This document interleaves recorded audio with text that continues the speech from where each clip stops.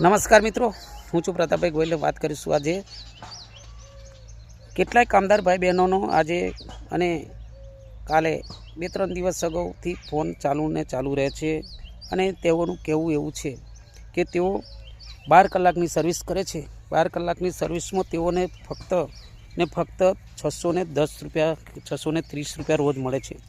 તેમને ના તો પગાર સ્લીપ મળતી કે ના તેમનો પીએફ કપાય છે કે નથી કપાતો તેમની પણ એમને ખબર હોતી નથી.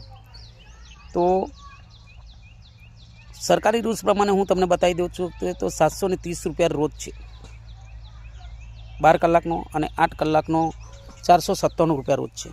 તો મારા તમામ મિત્રોને હું પહેલાં તો એમને આટલો રોજ છે તે હું તમને જણાવું છું. હવે વાત રહી કે તમારો પીએફ કપાય છે કે નથી કપાતો, અને પીએફ કપાય છે તો તમારો જમા થાય છે કે નથી થતો તમે તેની તપાસ કરો. તપાસ કરવા માટે તમારે સીધું તમારા જે યુપીઆઈ નંબર છે એ યુપીઆઈ નંબર લઈને તમે કોઈ પીએફનું જે કામ કરતો હોય તે ભાઈ પાસે જઈને તમારો નંબર આપો, એટલે તમારો પીએફ જમા થશે. ક્યારે થયો છે, કેટલો થયો છે તેની તમને પૂરી માહિતી આપશે.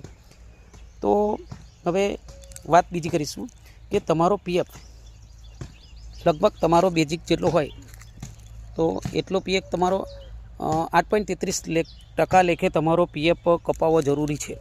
હવે આ જે કોન્ટ્રાક્ટર ચોર લોકો શું કરે છે તેની તમને હું સીધી માહિતી આપીશ કે તેઓ લોકો સીધો ઊંચક તમારો પીએફ કાપી લે છે, અને પીએફ કર્મચારીનો કે કામદારનો જે કપાયો હોય એની અંદર આ લોકો પીએફ ઉમેરતા નથી.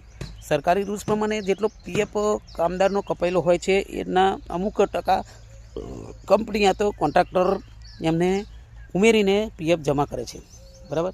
હવે આ લોકો જે કામદારોના જે કોન્ટ્રાક્ટર છે એ લોકો સીધા એમનો ખિસ્સા ભરવા માટે આ લોકો સીધો જ એમનો પીએફ દાખલા તરીકે 1000 રૂપિયા કાપે તો 1000 રૂપિયા જ પીએફ એમનું જમા કરે છે. અને કેટલી જગ્યાએ તો અને કેટલાઓની સીપ મેં જોઈ છે તો એમાં એવું છે કે 1 વર્ષથી 2 વર્ષથી 3 વર્ષથી લોકો નોકરી કરતા છે, પણ તેમનો પીએફ 12-36 રૂપિયા પીએફ જેવો થાય છે. અમુકને તો વર્ષનો પીએફ 5000 નાખેલો છે. મેં પણ એક સ્લીપ જોઈ છે, અને એ સ્લીપનો જવાબ મેં એના કોન્ટ્રાક્ટર જોડે વાત કરી તો એને મને કીધું કે હું આ પીએફનું સેટિંગ કરી આપું છું, તમે આના વિશે કંઈ કરતા નહીં.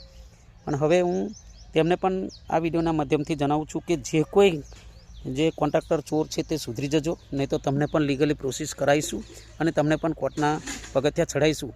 તો તમે પણ સાવધાન થઈ જજો, જેથી કરીને મારા કોઈ કામદાર ભાઈ બહેનોને કોઈ અડચણ ના પડે એનું ધ્યાન રાખજો. જય માતાજી.